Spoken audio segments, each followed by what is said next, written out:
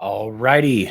Good morning, good afternoon to all of our wonderful viewers and to all of our wonderful panelists.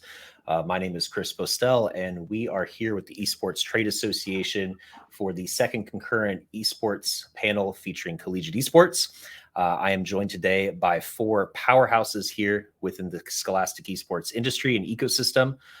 Let's go through some brief introductions before we dive into the meat and potatoes of this conversation. Joey, can you introduce yourself briefly to the crowd? Sure. Thanks, Chris. Dr. Joey Goriziak. I'm the professor and director of esports at Shenandoah University. I also serve as the chair of the board of directors for the National Association of Collegiate Esports, and really excited for this round two of what was an awesome round one. So thanks, Chris. John? You're muted, sir. Sorry about that. Good afternoon, everyone. Chris, thank you very much. Thanks to all the panelists. My name is John Cash, adjunct professor at Johnson C. Smith University here in Charlotte, North Carolina. Also managing director of the NARMA Group, a strategic marketing and entertainment, as well as board chair of Gaming Community Co., a full service 501c3 focused on one thing, empowering underserved K-12 and HBCU students in the arena of esports and gaming. Beautiful. Thank you for being here, John. Rob, you're next, sir. Hello, everybody. I'm Rob Johnson, the CEO of CSL Esports, a Playfly Sports company, and we are co-operators of NACE Star League, and excited to be here. Thanks, Chris. My pleasure. Donna, last but not least. My name is Donna Basic Tech Walters. I am the founder of the Cal State Esports Collective, the advisory committee member for NACAD, which is the National Association of Esports Coaches and Directors, and then also a board member for Sacramento Game Developers Collective. So I have my hands in many, many pots, and I'm looking forward to being here. Well, thank you all for you all being here today. Just some basic housekeeping before we start. We're going to ask some questions to identify topics within collegiate esports that are important to us that we think are meaningful within the space. We are going to go through a couple of questions, and if you are in the audience and do have Q&A, we will answer those towards the end of this segment. Please do not hesitate to type any comments or anything like that. We will also, at the end of this session, provide contact information and ways to follow up with all of our wonderful panelists for more information, as they are all wells of knowledge that you cannot exhaust within an hour period of time. So without further ado, for our first question of the panel, I'm asking this to Mr. John Cash. How has equality, equity, and accessibility been discussed within the intercollegiate ecosystem of leagues, tournaments, and organizations at a national level? And are there any examples of leaders or early adopters of these types of trends that you see becoming standard over the next couple of years? Thank you, Chris, for the question. And I'm proud to say I feel that the organizations that I'm involved with that I named basically have been the tip of the spear, quite frankly, in driving diversity, equity, and inclusion. And I will share that basically these organizations have really focused on all three. When we think about diversity, equity, and inclusion, it's not just women, it's not just people of color. And I don't use minorities even anymore, because those who feel that the minority populations, they'll actually be the majority in less than probably 10 years. So I think 10 people of color is a better terminology. And then also sexual preference. 2 years ago, there were no HBCUs, which stands for Historically Black Colleges and Universities, with any type of esports or gaming program, education teams or labs. That opportunity we saw at Johnson C. Smith and launched the first initiative in January 2020. I mean, I'm a businessman at heart. And what I saw was that there were over 150 PWIs with some type of esports gaming initiative. At the same time, Ryan Johnson and Chris PA, two co-founders of Gaming Community Co., developed the organization focused on K-12 and HBCU initiatives within esports and gaming. That has now grown in less than 2 years as a 501c3 from probably $120,000 our first year in 2020 to $2.4 million for 2021. The majority of those dollars, of course, going to HBCUs to build out esports lab, scholarships, sponsorships, as well as now we're leveraging internships with industry leaders. So that is what we're doing. Again, not waiting around for the industry to take notice, but being proactive in the industry. As it pertains to the industry, I think that progress is being made for people of color and for women. primarily driven by social impact initiatives, i.e., what has gone on over the past year in this country.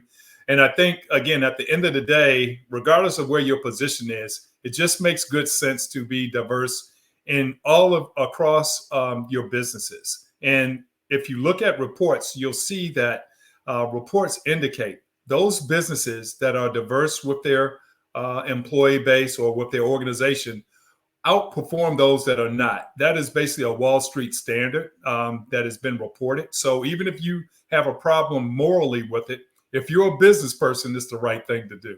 So I foresee greater opportunities in the future, Chris, but it's moving a little slower than I would like right now. But I wanted to give you the examples of industry leaders, Gaming Community Co., Johnson C. Smith being two initiatives that are really driving it.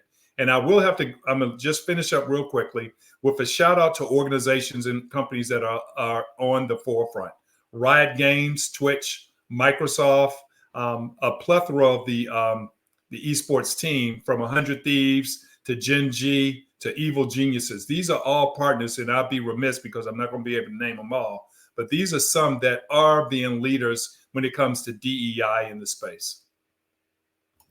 Thank you so much, John. Rob, I'd like to pivot that to you as a leader of a third-party organization that runs leagues and tournaments. How do you see equality, accessibility, and equity within the intercollegiate ecosystem?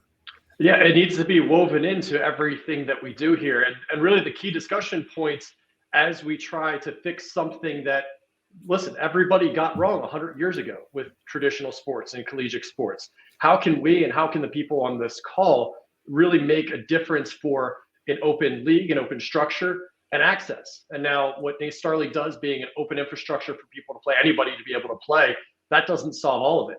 And really the second part of that is who's trying to lead this. And accessibility is a huge, huge part of that.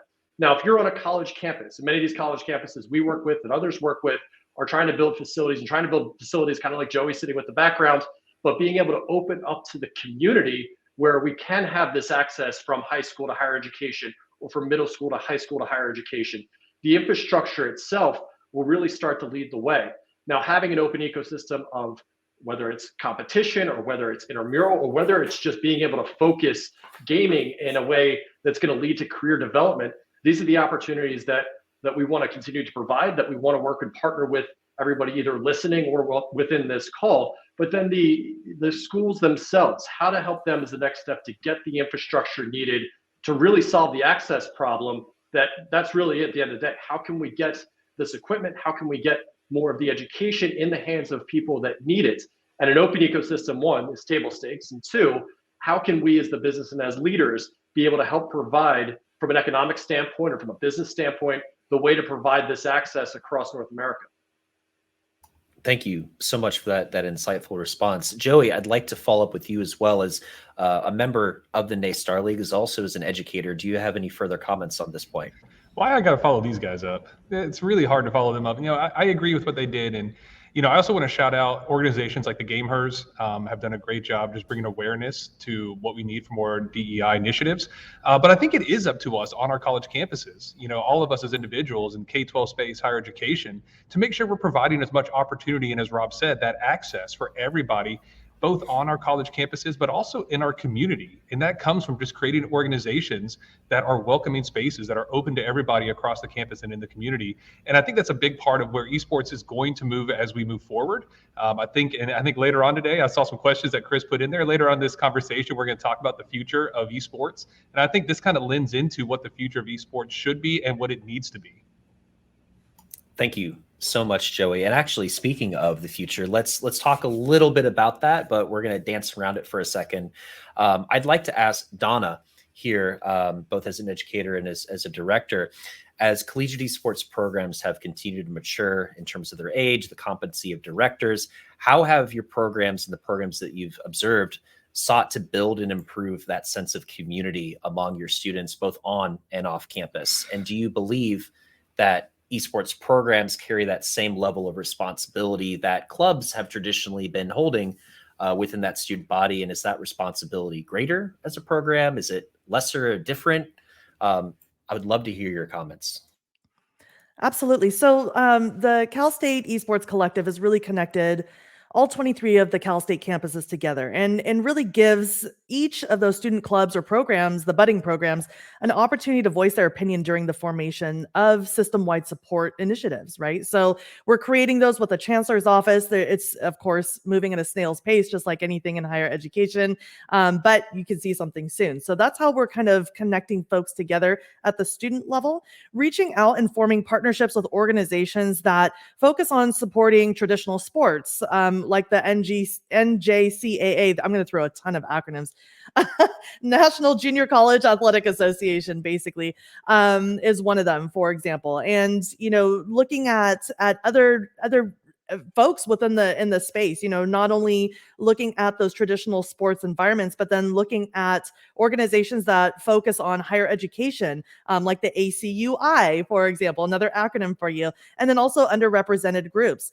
So college esports is a true collaborative effort, right? So we really need to bring everybody together and unify our efforts so that way collectively we can strengthen everybody's voice and succeed together. The Game Hers, just like Joey pointed out, phenomenal group and organization, along with Women in Games International, COPE, which is the coalition of parents in esports and supports parents in the space, because oftentimes they don't know necessarily if they're doing the right thing by supporting their students in the gaming space, able gamers, etc. Right? So we have so many different groups and organizations that are all contributing and kind of each doing their own thing. So we're bringing all those folks together and starting those conversations. I know, John, you and I had discussed a potential collaboration with community to mix teams for a show match with the Cal State system to help try to foster collaboration with HBCUs instead of them versus us kind of rivalry. We really wanted to build that collaborative effort and really start reinforcing those relationships.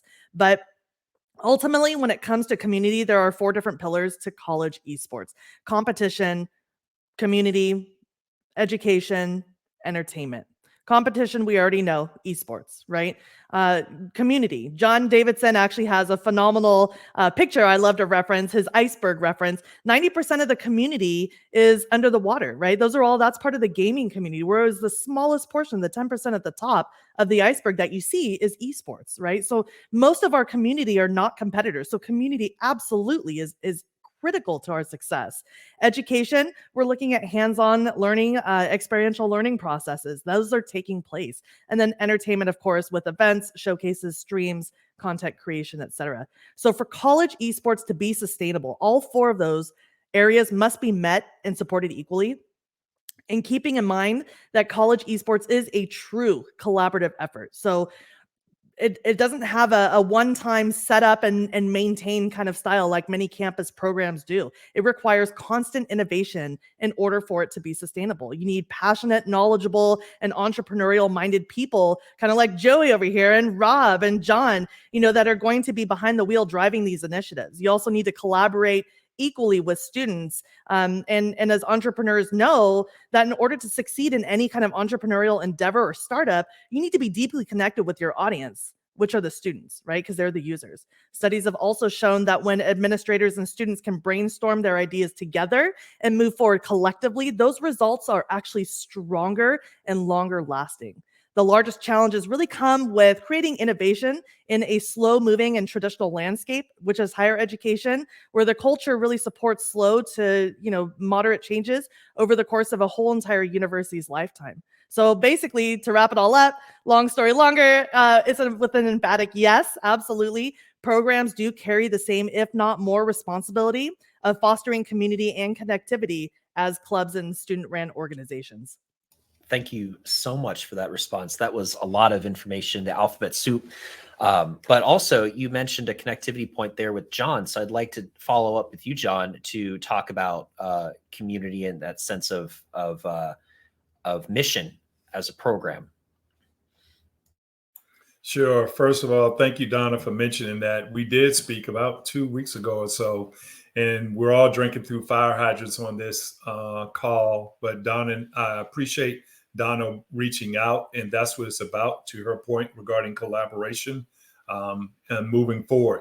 So regarding Gaming Community Co., again, we continue on our mission of educate, empower, and ultimately employ by leveraging esports and gaming. That has really been the mission, focused on K through 12 and, of course, HBCU students. And again, what we've developed, again, in a business context, it just makes great moral sense and great business sense. I've said that before. But we've had some exciting collaborations because people now see our value add. And I guess, the biggest piece of the value add is that we're very organic in nature. And I equate it a lot to my days as a brand marketing manager. So if you remember Sprite way back in the day, and I'm dating myself, but with the Obey Your Thirst campaign, they basically leverage a theme and an urban initiative that really transcends industry. It's the same thing that we've been able to do with Gaming Community Code. We have such an organic strength and are already what I call in the collaboration. I call it a collaboration of sports, esports, and entertainment to really empower and change social impact through education and gameplay. So I think, that's why we have been successful, and we're always open to collaboration. I know I'm always open to learning and growing because Lord knows, like this room right here, there's 5 great people here, and I am not the sharpest knife in this room. So I have an opportunity to continue to grow and learn. So I invite people to reach out, and we've done that. Again, Donna is a great example of what we've just done, and we'll continue doing that. We're proud of the fact out of 107 HBCUs, we have relationships probably with approximately 40 of them in less than 2 years. But more importantly, again, we're empowering students with internships, scholarships, and we are helping with the HBCUs in education. And that is one key place for me. I'm not going to sit here and say John Cash is the authority on esports and gaming over everything that's documented out here. But I am looking for resources so our programs can be all HBCU programs and all programs, regardless of institution, are really qualified programs that are providing the education and support so our students can go out and meet the demands of the marketplace. So I am a big proponent of practitioners, and I'm thankful that we've been able to leverage that with Gaming Community Co., where we have the industry leaders that are helping us with curriculum, mentorship programs, and other advice. So that's some of the things that are going on with us now. I'm learning a lot from everybody on here. Joy and what they're doing at Shenandoah, they're innovators and leaders in what's been going on here. Rob and what he manages speaks for itself. And again, what Don is looking at building out, these are the people that I'm learning from. These are the people that Gaming Community Co. is learning from as Ryan, Chris, and the rest of the team continue to build out what success looks like. Thank you so much for that response, John, and I can't agree more. And you mentioned Joey in that. I'd like to actually tee you up, Joey, for a response on that for the sense of community building and that mission within esports programs. Once again, going after 2 rock stars is not easy. All I can say is, yep, I agree. I agree with what Donna said. I agree with what John said. But, to kind of take it granular to the university level, and the community is one of those 3 C's. And Donna almost got all 3 of the C's that I use: competition, community, and I say career. You had entertainment and academics. You kind of put academics and entertainment with that career part, if you want to break it down. But community, obviously, a massive part of this. And so empowering our students to do more than just like sitting behind me playing video games. There's so much more to esports and gaming than esports and gaming. And so it's finding those opportunities for students to develop that larger sense of community in our space. I know you can't see it right now, but we intentionally have like movable couches and tables where students can eat together, they can study together, they can hang out together. I walk into the arena half the time and there's anime playing on the massive big screens we have in here, because it's that sense of community that we can foster on campus, because esports and gaming is a commonality that students have. And if we can support that commonality in a way that makes sense to students while they're in school, while they're doing other things, then it's all the better off for all of our students. And so I think universities and colleges, universities, high schools, find those ways to empower students to do more than just play video games, because that will foster that community on your campus. Whether it's watching anime or movies or eating together, having student-run organizations that aren't about playing video games, but about understanding the gaming industry on a much broader scale. And so I think that those are some of the easy kind of low-hanging fruit ways that we can continue to develop these community spaces on all campuses, whether it's K-12, K-12, college, university. It's just fostering that sense, and then running organizations like festivals. Having these one-offs where students can cosplay, because it provides them that opportunity to do the things that they love to do in a way that kind of makes sense to them, just to bring people together. We know the stigmas attached to gamers, unfortunately, and they're not necessarily true, but a lot of times gamers are introverts. And so if we can find a way to bring them out and give them that platform, that mechanism to connect together in real situations, then they're going to be better off in the long run, way beyond playing video games. So yeah, that idea of community, so many different ways that you can enrich that and develop that. And I encourage everybody to come up with ways just to empower those students, to give them that platform, to be around people they love being around, to help foster that sense of community. Like I said, competition, community, career, not necessarily in that order, but those 3 C's are incredibly beneficial and powerful when you put them together to build an esports program. I could not agree more, Joey. And you know what? This time I'm going to actually tee you up first so that you're not playing third response here. I would like to talk about the increased attention in non-competitive development initiatives within esports programs. In particular, I want to talk about academic integration, because this is something that has seen a resurgence and an explosion in the past 18 months. So my question to you, Joey, is how do you see the focus of academic integration within esports programs? And is there a time horizon where you think this becomes normalized? And to go just a little deeper, is there a need for a universal curriculum, a governing body, dare I say a certification, to help, implement this aspect of the ecosystem?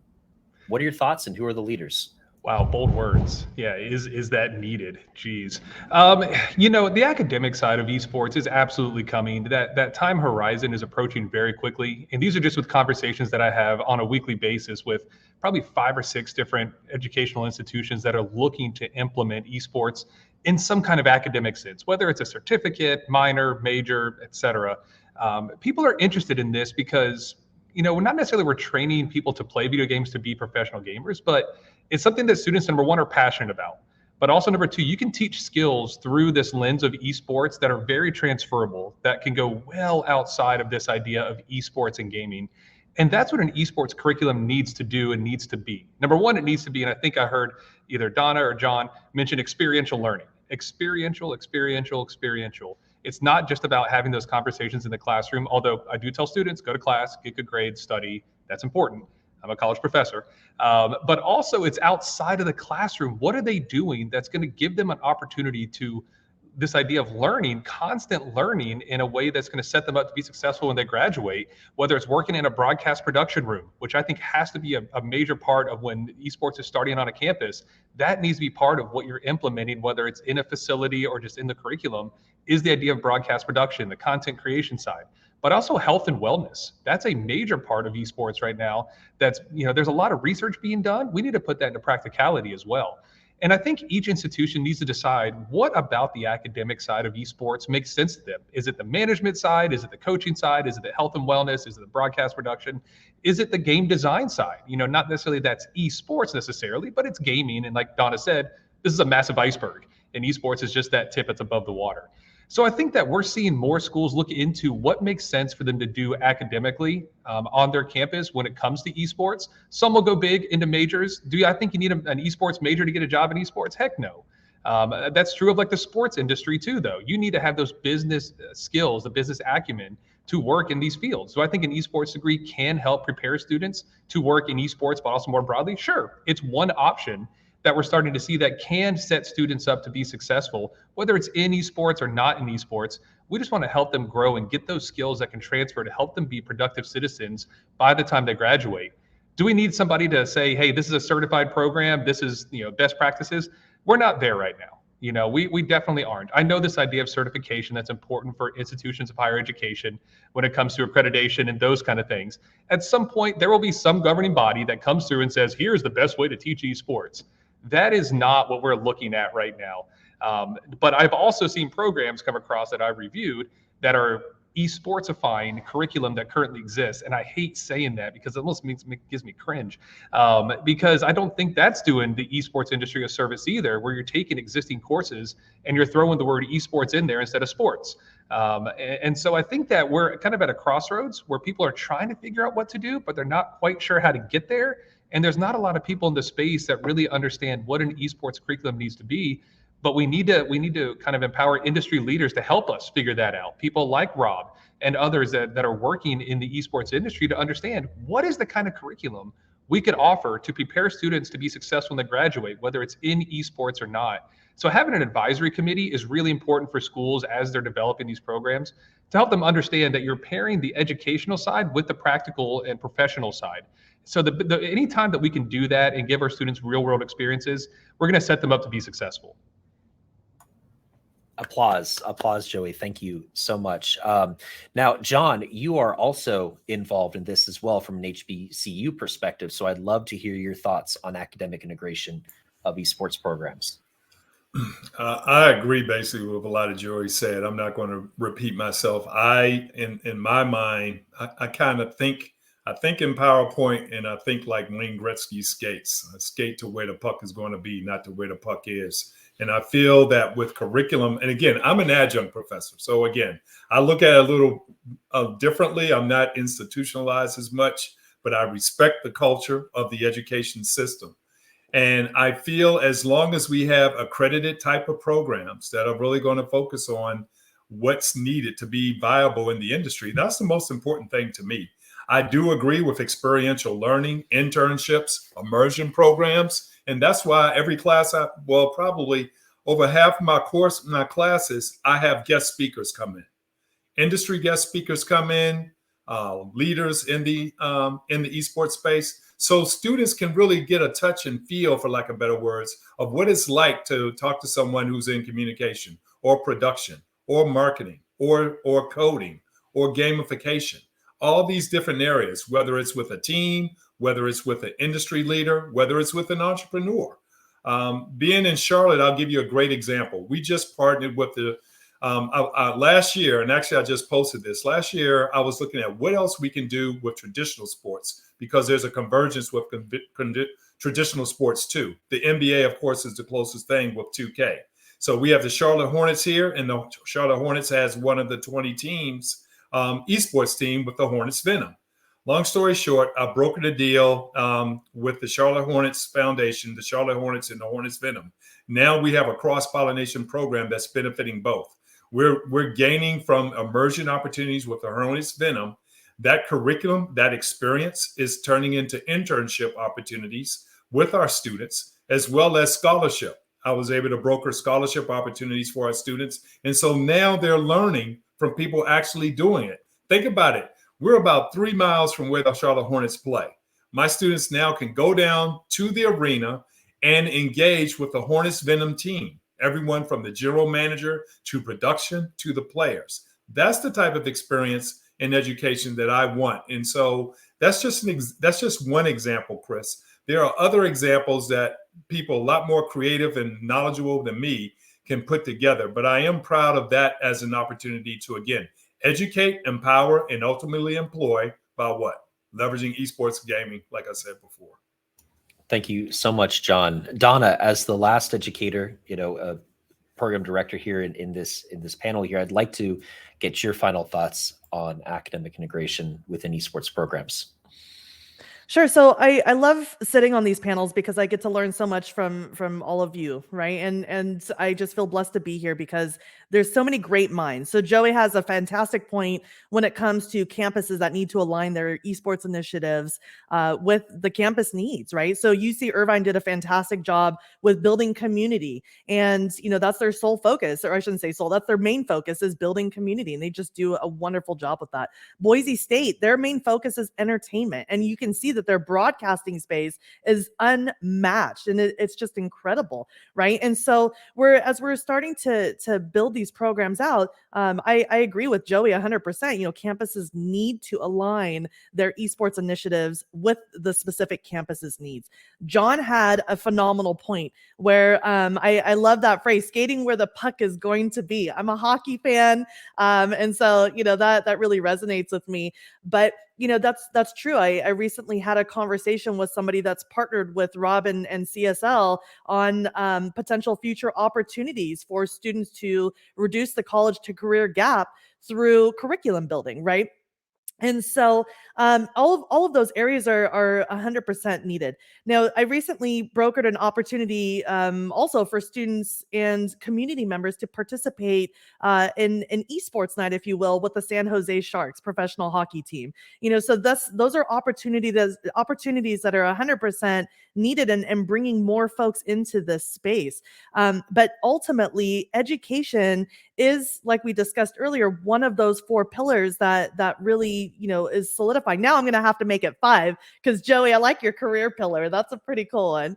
But curriculum, will eventually be needed to support student and administrator learning and development in this space, because again, this is not a stagnant industry. We are quickly evolving, quickly changing, and we're going to need that constant or continuous learning opportunity. Future certificates and degree programs are possible, kind of like Joey, what you were saying. It really just depends on the job market though, and the requirements for non-entry level positions, right? So entry level positions, do we need a certificate for that? Maybe not. We're not really sure yet, right?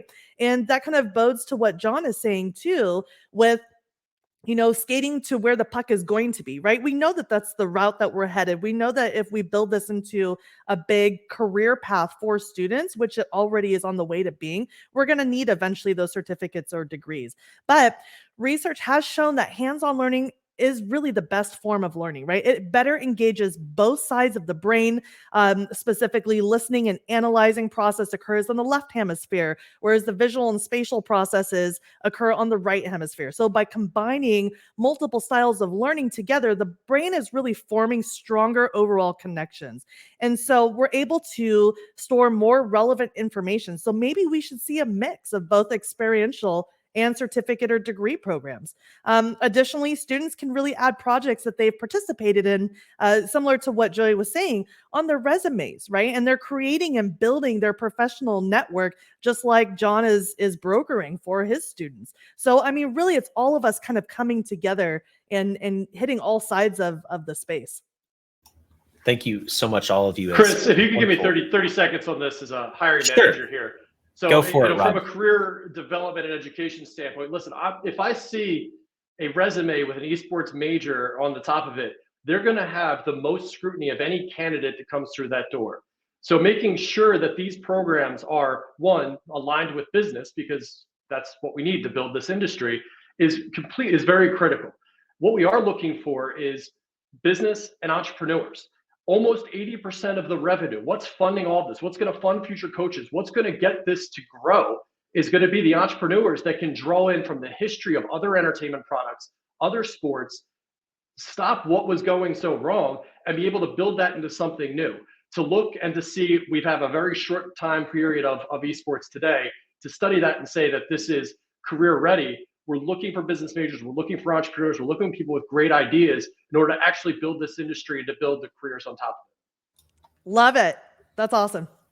Thank you so much. And actually, Rob, I'm going to tee this up over to you and kind of shift gears from the academia to the competitive, because that's esports, right? That's a large part of what we do, and you are that expert here. So I want to talk to you specifically. What do you see as the future for collegiate esports competition? Can we expect to see more M&A and consolidation, or would the opposite occur and we see more new entrants like we did, in the early 2000s during COVID? Is this the era of that open for everyone kind of culture? Is that on the decline? How are we seeing changes within the collegiate esports ecosystem for competition? And you said the early 2000s and COVID, because it does feel like it's 2020s. It's been that long, but yes, listen, 2020 is an awful period of time, but many things happened here that we need to discuss. More gamers were created, more people game, and for us and what we're talking about, that's great, and that's going to lead towards better jobs and more opportunities for a lot more people. That's the one good thing we can pull out of this.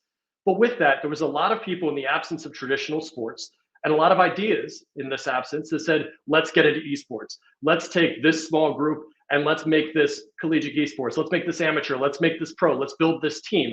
And that needed to occur. We didn't know at the time when we would ever get any of this back. We had more gamers and more eyeballs on doing it. Now, fast forward 2 years later, and fast forward to, and listen, as we March 15th, as we sit and look at where we are as just from an economic standpoint, as a country. Many of these models that were built during COVID need to sustain themselves post-COVID. So making that switch is very, very difficult. Why I say we need more business people, why I say we need more entrepreneurs. Now, from an M&A and a consolidation perspective, yes, any industry that gets that wide that quickly is going to inevitably have some consolidation. And listen, you could look at Collegiate Star League that was around since 2009, and NACE, it was around since 2016, 17. Joey, tell me if I'm wrong, 16. And being able to have something that was larger that we could build as a benefit for everybody that was involved. And now there's close to 700 schools this school year playing within that league and 13,000 students. So the consolidation will continue to grow. It doesn't all need to roll under a NACE Star League. It doesn't need to roll under something else, but that's healthy. And that's going to be part of the ecosystem because we have, and I talk to so many of these esports coaches, programs that are in desperate need of funding, in need of business plans, in need of donors and alumni that are going to get behind what we're doing here. For this to be sustainable and to grow, business plans need to be put into place. And what we saw during COVID is, listen, everybody took a good shot at this. Many people, and like every industry, many will either consolidate, not make it, or they will thrive. And that's what we're going to see now coming out, knock on wood, coming out of COVID and our post-COVID recovery of what we do here. I do expect to see much more consolidation, but I do expect to see this to become a much more serious business. There's many schools, and listen, like Joey's school and many of the NACE schools, and we talk with hundreds of these schools that have been very serious about providing this opportunity for their student athletes for years. And now we have new schools entering the chat that have said, this is just more screen time, or this doesn't do anything for career development. What we have done is shift a lot of the mindset into that this is a real great tool to allow people to grow and allow more people to get into higher education. Now, to fund this, it's going to take some consolidation. It's going to take a lot of smart people that are on this panel, people that are listening here, in order to make sure that we can do this in a sustainable way.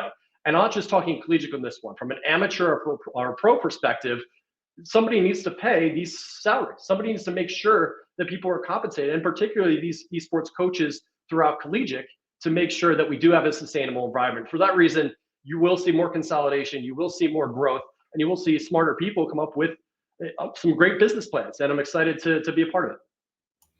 Thank you so much for that, Rob. Donna, I'm going to follow up with you on this as a program director that competes in numerous different leagues. Asking on the broad open or consolidation, do you think that there is necessarily a best in slot for the space fundamentally? And we haven't heard anything about the developers in this conversation. Do you think that the developers will have a heavier or lesser involvement in the allowance, the micromanagement of all these different mediums now and into the future?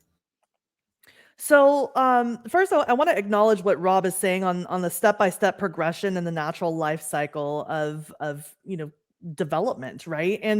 And I agree 100%. Consolidation is a must in order to prevent us from really flooding the market beyond what it already is and overwhelming us. And so similarly, I'm looking at esports and the development as we progress as to how societies are formed. So societies, as you all know, a group of community or a group of people having those common traditions, institutions, interests, right? That's what societies are. So as we've all seen and heard, we started off as the Wild West, as small groups that are formed with people who really wish to promote their common interests to full societies with political complexity, right? And so that's what we're starting to see in those trends.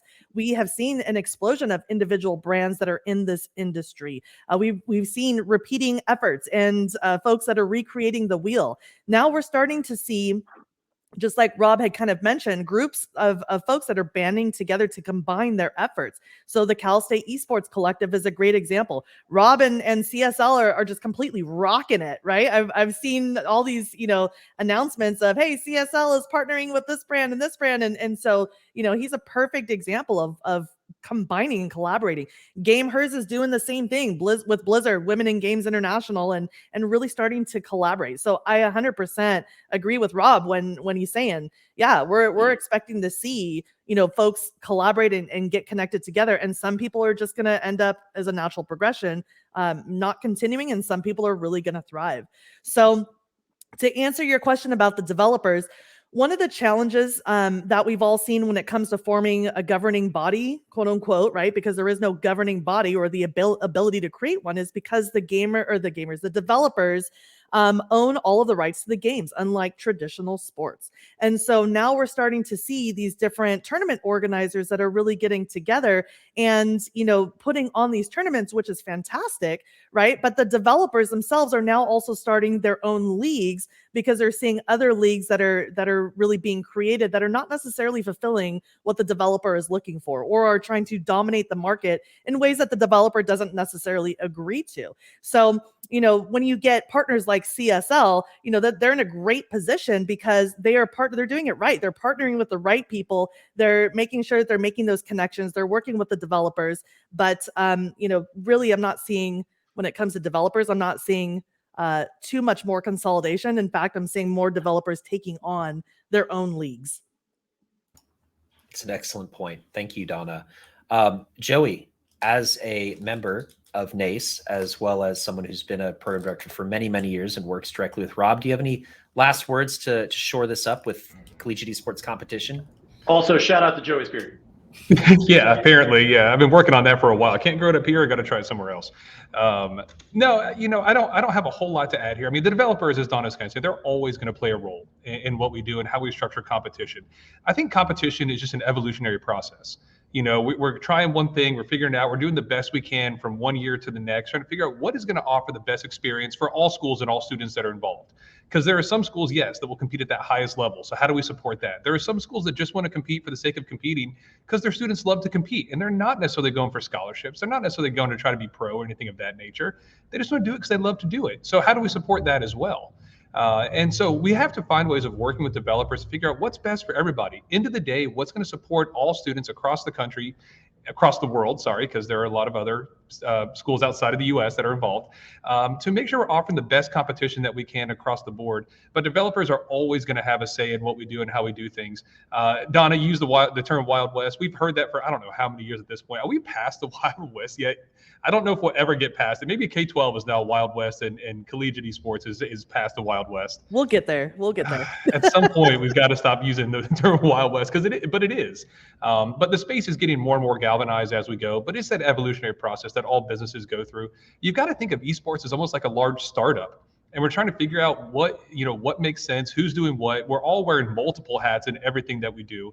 But I think, again, that's just an evolutionary process to kind of shake out as we continue to go and continue to evolve. Esports is still very, very young compared to traditional sports. Look at the NCAA, 150 whatever years old.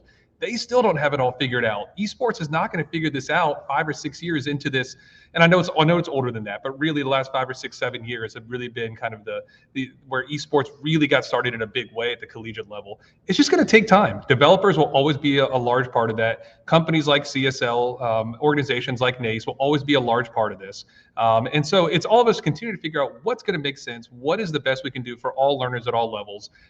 We can't just be fighting with each other and other, I'm not going to say governing bodies, but other outside organizations. We can't do that because the space can't afford that. Because what's at stake right now is the learner experience at the collegiate level. So let's look at what they want. Let's look at how we can best support them, and let's figure this thing out together. It's just going to take time to do so. I couldn't agree more. Thank you all for your comments on that. And here, what I'm going to do before we move into Q&A, I'd like to give each and every one of you a soapbox stand to stand on and talk about something special to you. And in particular, each and every one of you are very involved and dedicated in elevating the scholastic esports ecosystem as it currently stands and building it into something that is conducive and accessible and productive for those to come in the future as well. So my question to each and every one of you, and I'll give you a couple minutes to kind of stand on this soapbox, is what do you believe is the conversation of the future that we're not discussing enough right now? And what are you thinking about that others may not be? And John, I want to start with you first, because I know that time is of an interest for you, sir. So if I can, I'd love to hear your thoughts. Wow, that's a good one. I actually do have to jump. I'm over right now, but I'm just, I've kind of shot everything I had earlier. I just want to see more inclusivity, more empowerment for all in the industry.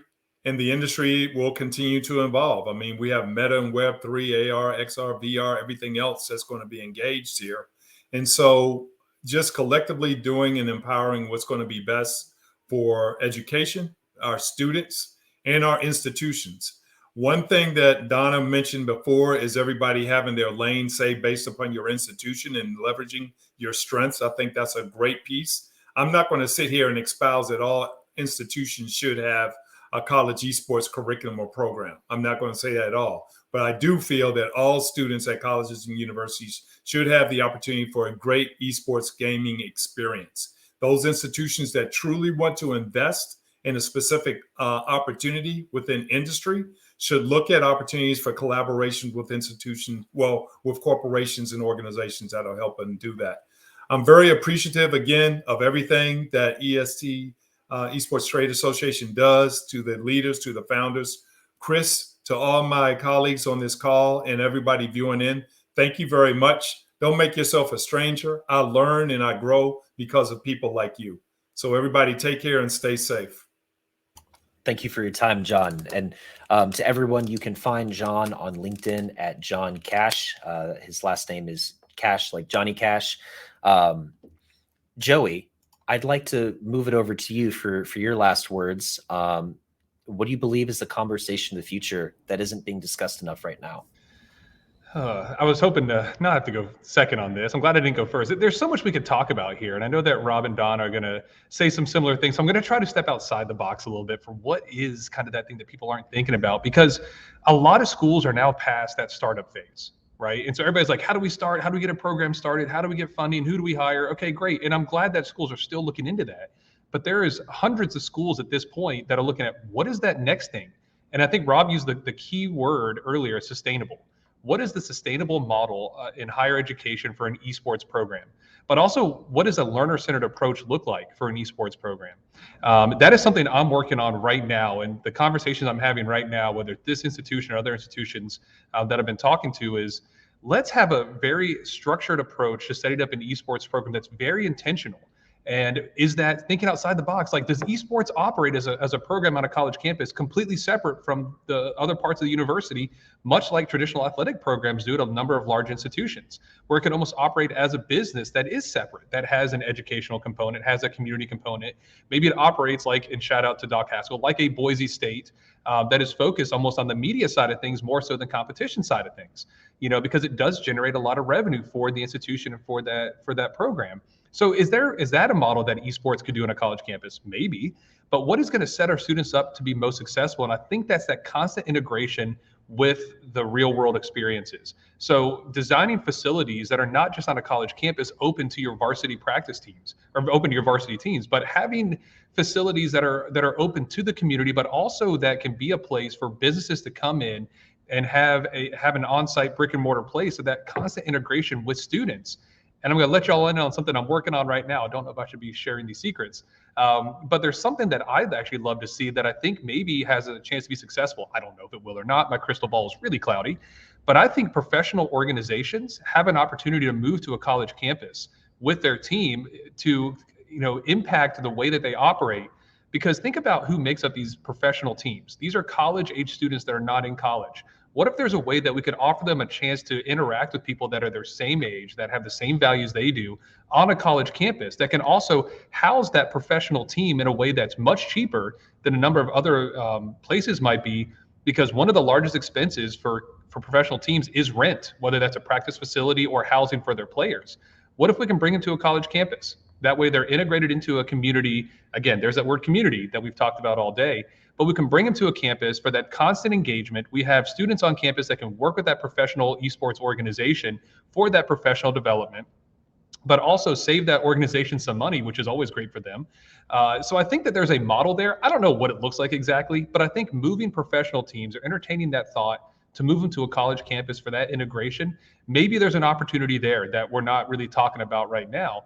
So I don't know exactly what the answer is for the future, but I think there are some models out there. There are just some conversations that have to be had about not how to start up an esports program on a campus, but how to have a sustainable program that is the most beneficial for current and future learners, that has that learner-centered approach and can prepare students to be successful by the time they graduate. And it involves the community, involves the professional space, it involves the high school students around them, the middle school students around them. And so I think that we need to look at these new models for what esports programs look like in higher education, because that is also going to be an evolutionary process. Well said, my friend. Rob, I'm going to tee you up next, my friend. Hello. Okay. So you started with a question and then you said soapbox, and apologies, I have a fire alarm going off in the background. It's doing construction here. So I'm going to use the soapbox here. And listen, we in Collegiate, we are dealing with these kids that are learning from us. They're learning from the people that run these leagues. They're learning certainly from the educators. And my call here is to be real. And a lot of what we're working with in broader esports, we can go for a second. Within college esports, let's be real of what we have, the opportunities in front of us, and how to tackle these problems. And what we've seen a lot of, and again, broader esports aside, is throwing numbers or throwing titles or throwing ways that are just not real representative of where collegiate esports sits today, until you talk about the larger esports where, great, more people watch XYZ in the Super Bowl. We think we're going to fill this stadium in North America with blank. Many of these stories that continue to be told by people, we need to educate as leaders, the people watching here, is that we have a long way to go in collegiate esports and in esports in North America. And if you can look and find what is real, where we can grow from, and then also help with the students and help teach the students the integrity of what it takes to build a business, I think we're all going to be a lot better off with the end product here and where we're going. So my call here, my soapbox is, from the numbers that are thrown out in viewership, from the numbers that are thrown out from the largest XYZ of attendance, you don't need to do that. We all know where we stand in college. We know that we all need to build it together. And if you're willing to build, certainly anybody on this call, you can reach out to and you'll find a partner in helping you build it. But let's stop the narrative and the false narratives of things that really haven't occurred yet and are not going to happen in any near term. This is not healthy for our students. It's not healthy for our industry. Amen to that. I could not agree more, brother. Donna, last but not least, free soapbox, or what do you believe is the conversation of the future that we're not discussing enough right now?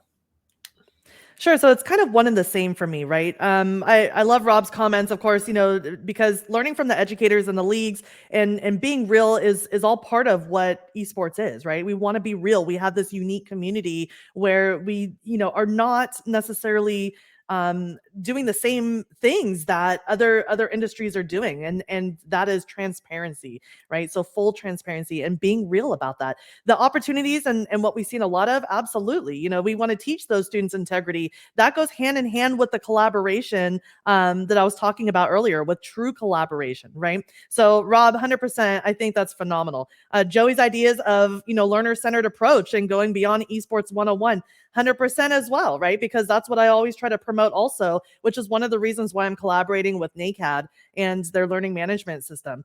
And so really at the end of the day, my whole soapbox is that we really need to collaborate with students at the decision-making table. We need to form a space, or actually I am forming a space within the Cal State system to really integrate the student voice on an advisory committee to help with the direction that the Cal State system is going to go. And then also really trying to pave the way for them to hire student assistants in order to get that experience like Rob is talking about and learn and be a learner, right? And at more of the professional level. Unfortunately, I should say, fortunately, I have seen firsthand really the hard work that students have put into their clubs and organizations, and also budding esports initiatives as schools and universities are taking student clubs and organization onto a full supported university-backed level. But sadly, I've also seen administrators take those same projects that the students have really poured their heart and souls into, and those opportunities for future growth and career development,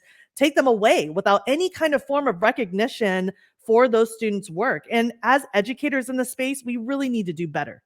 Right? There's amazing folks like Joey who, is collaborating constantly with students. And Joey, let me tell you, I put something out on Twitter the other day and they loved you and they were saying, Joey's the best. So, hats off to you. I got somebody fooled. That's good. But you're doing it. You're involved in the student voice. And that's what we need to do, because this esports, college esports, really is a true team effort.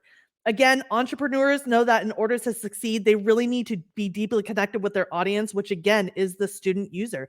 And then, studies have also shown again that administrators and students coming together to brainstorm ideas together can really move forward collectively and create these stronger and longer lasting initiatives, right? So all in all, invite students to the decision-making table. I beg you, you don't have to let them, totally lead the initiatives. You can still lead the initiatives, but at least get their voice. If you want to take on a project, or if you see that they're doing something amazing and you want to adopt that and bring it to a university-backed level, at the minimum, thank the students for their time and really celebrate their accomplishments. But ideally, work with them on that transition so that everybody feels good about the end result.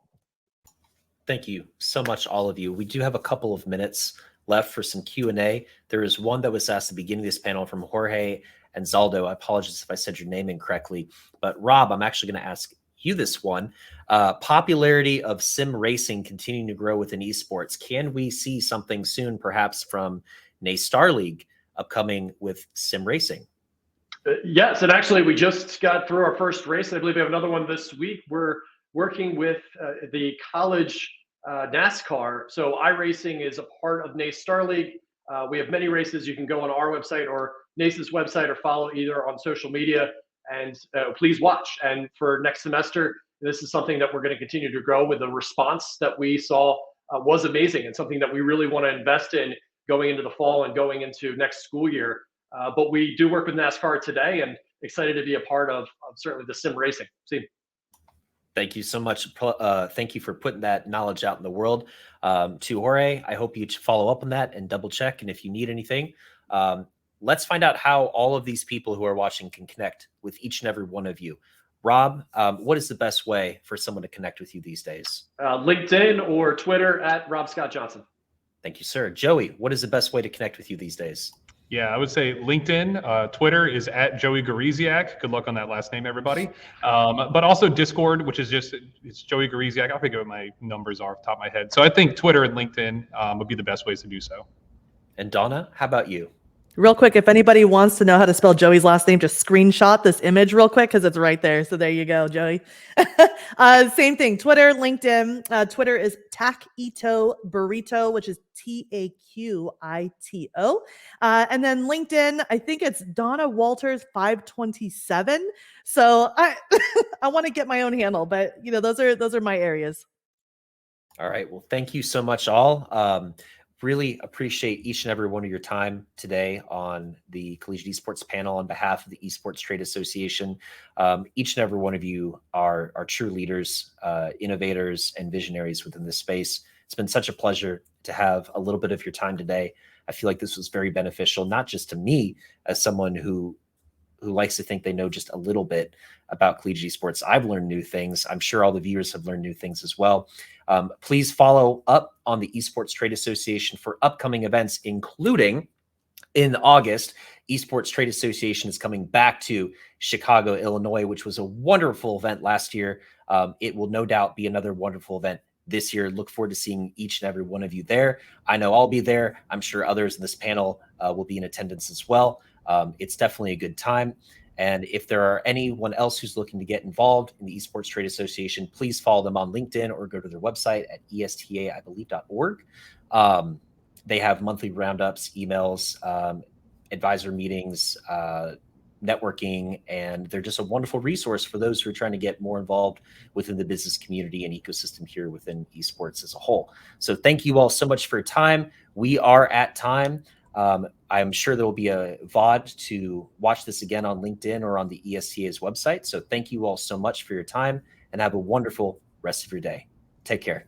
Thanks, everybody. Thanks, Chris. Thanks all. Thank you, Thank Chris. you, Chris.